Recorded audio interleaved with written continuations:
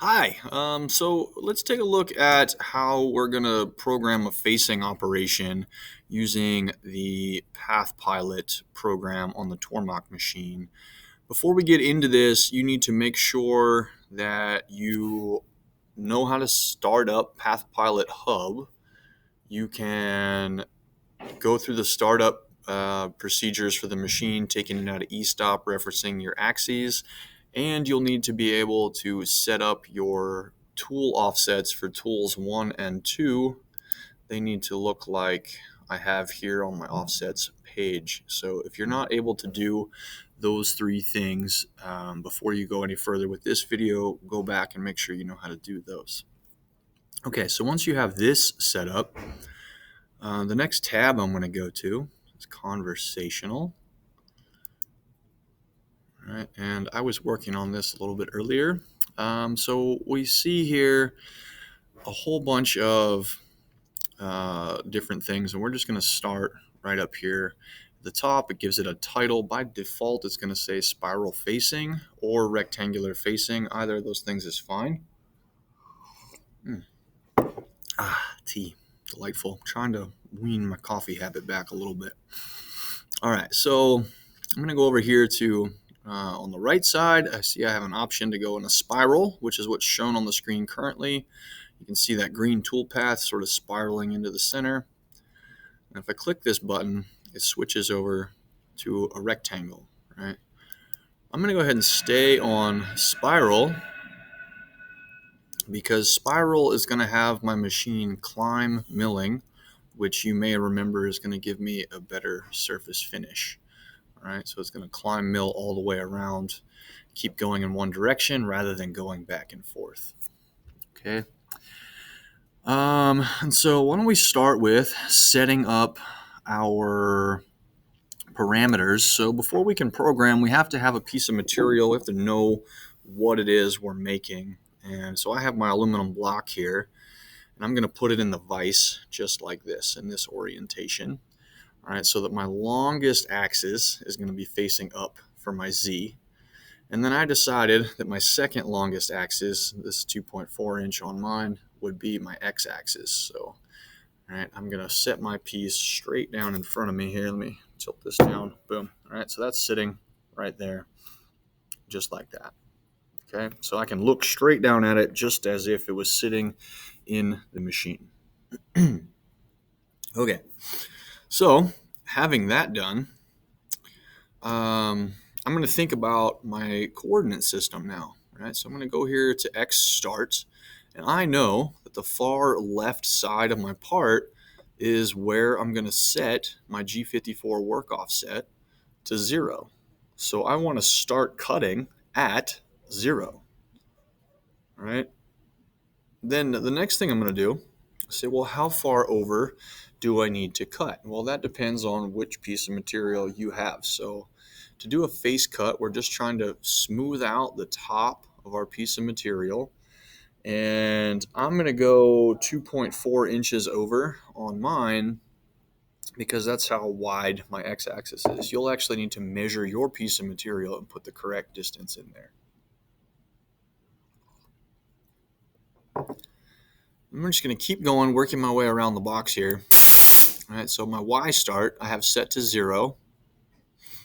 Right, for the same reason, right? I know that on my block, this face here that's away from me, right, that is where I'm going to set my 0 to my Y point. So that goes 0, all right?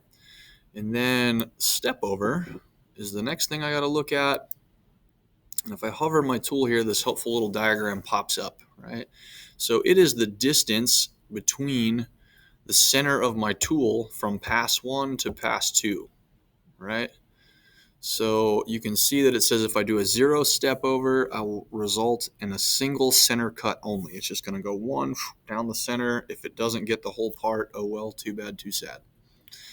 All right, and so basically I'm telling it on my diagram up here how far apart these green lines should be. All right, so those green lines represent the center of my tool as illustrated by my little green circle over here.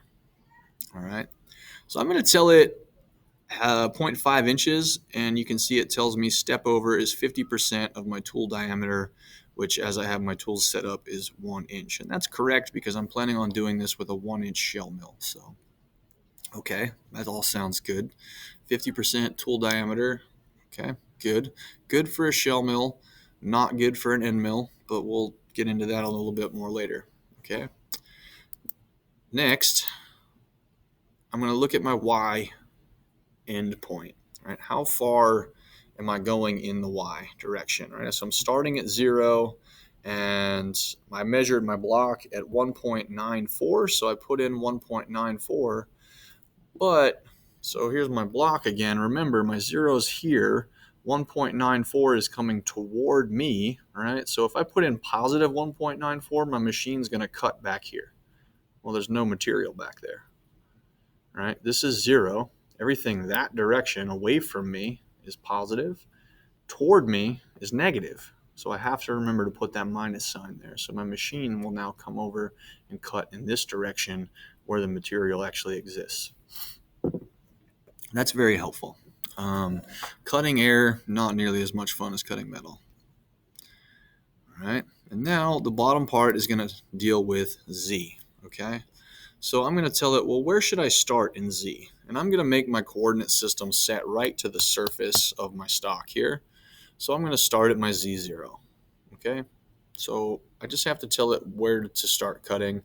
I could make my coordinate system, the bottom down here, and then I'd have to tell it to start cutting at 4.9 inches and work its way down or something. And just let's, we're beginners. Let's make our lives simple, all right? Let's make our coordinate system Z0 on the top of the stock. We can start cutting at 0.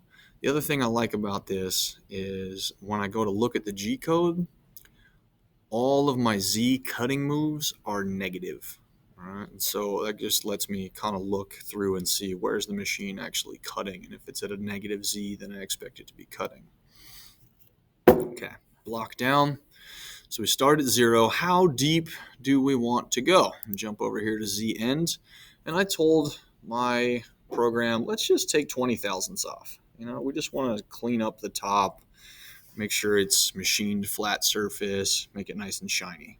Okay, so 20 thousandths, I like that. Okay. Then I'm going to go over here to my depth of cut and say, how deep should I go in a single pass? I made this for just the purpose of the demonstration. I decided, I'm going to go 10 thousandths deep. So I'm going to do 2 passes to get down to 20 thousandths. All right, I'll go 10 thousandths, and then I'll go around again another 10 thousandths. Okay, so that's how we set up the geometry. Now I'm going to jump back over here to the left side of my screen. I'm going to set up the material. You don't have to tell the machine what kind of material you're cutting, but at the bottom you're going to see there's some predictive information. And let me just put a little box around this stuff right here. Right, we're going to talk about that in detail in a minute. But in order for these predictions to be accurate, you then have to give it accurate input. All right, if you want accurate output, you got to give it accurate inputs. So I'm going to tell it aluminum 6061, tool 1 3250. So tool 1, let me get rid of my little rectangle maker so I can click stuff again. Shoot, mouse, there we go. Got it. Okay. Sorry, I skipped over those kind of fast, right? Our work offsets, G54. That's what we're using. That's pretty much what we always use. All right. And then we're going to use tool 1, which if I hover, it tells me what tool 1 is, right? And it's my shell mill, which I lied to PathPilot. They didn't have an option for shell mills, so I put it in as a fly cutter. That's fine, I think. We'll find out. Spindle RPM. We're going to run it at 3,250 RPMs. This is the fastest our machine can go in its current configuration. You'll notice on my pop-up window it says max RPM 10,200. Do not believe that, okay? So the settings here are not set up to match my physical machine that I'm going to do this on. I need to go into my settings tab And I could make some changes in here to make that reflect what we actually have over there on the machine.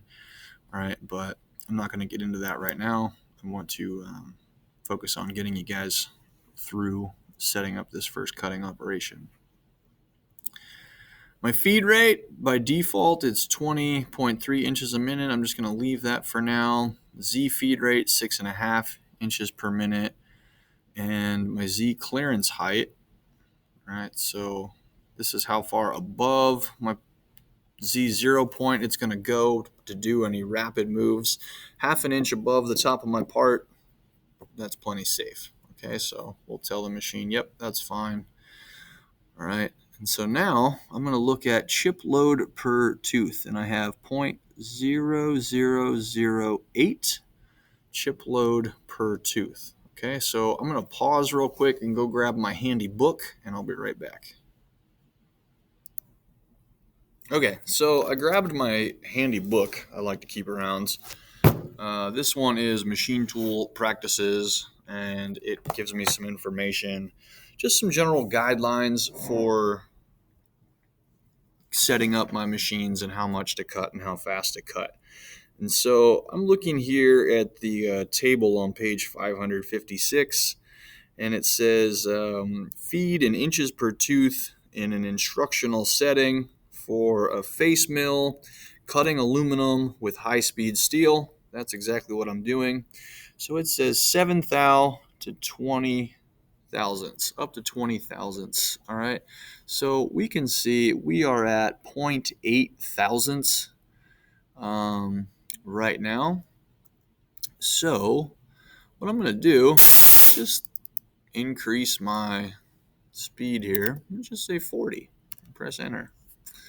Go down here and just say, oh, now it looks like I'm at 1.5 thousandths. Right. So maybe I could even go faster. Right. But I actually don't really need to. 40 inches a minute is probably just fine, so I'm just going to leave it. All right. And then it says step over adjusted chip load, so I'm still at 1.5 thousandths. I'm still well under what the book suggests I could be at. Okay, sounds safe. Here we have my surface feet per minute at 851. And what we are using, I go consult my Autodesk book, right? If you have information from the tool manufacturer, that would be the best place to get your data. Okay. However, we have a lot of random donated tools, so I don't always have that available. So what I'm going to look at is just a general guideline, and this is in the Autodesk machining manual. So here at cutting data, surface feet per minute for mill cutting. On aluminum, 600 feet per minute. Okay, and that's typically what we use in our class, about 600 feet per minute for aluminum. Well, this tells me that I'm at 851, so I'm over. All right, so that would suggest then I turn down my spindle RPM. Rather than do that, what I'm going to do is make sure that my coolant is turned on. All right, and so by having the coolant on, I'm going to help take away the excess heat from the faster cutting speed, and things should be just fine. All right, and so I think, oh yeah, the last thing that I want to check right here, MRR, all right, material removal rate. So we are running a PCNC 770 from Tormach. That's what I'm going to run this program on. It is, I believe, a 3/4 horsepower motor. I have been told that it is capable of doing up to 3 cubic inches per minute. I have never had success trying to do more than about 1.2. All right, and so we want a good, successful program. So we're at 0.2. We're well under the 1 cubic inch per minute threshold that I want to stay under. Okay, so all of that checks out. Now it is time to post our program. So this is the first part of my program, and so what I'm going to do is I'm going to hit post right here.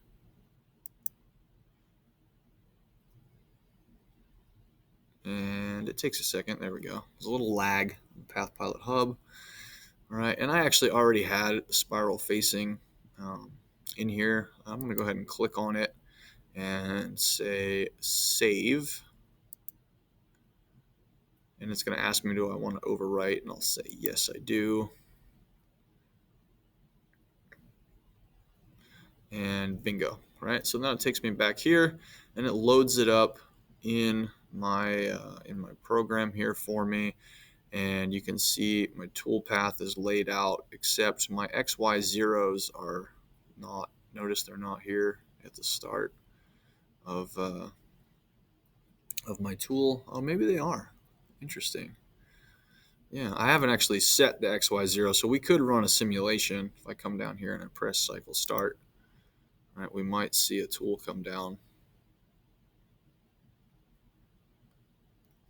Maybe. It's going to lag. Okay, so I'll let you guys go ahead and run the simulation on your own.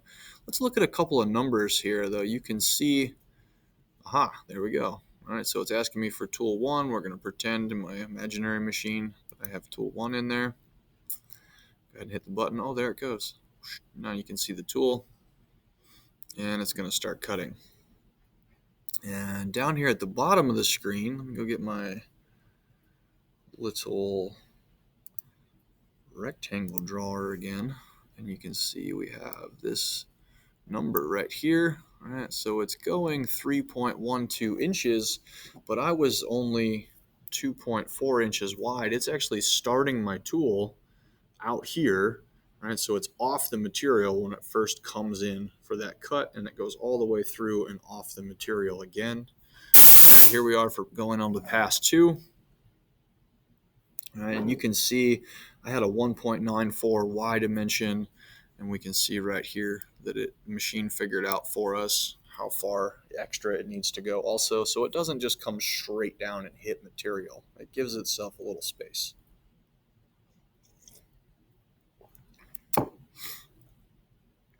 And just like that, right, in the simulation I didn't have to set up the offset, so that all looks nice. This will work on the machine if I set my work coordinate system up correctly and calibrate my tool measurements correctly. So once you have that part, then it's time to go on. We're going to do a profile and a pocket, and then we'll take it over to the machine.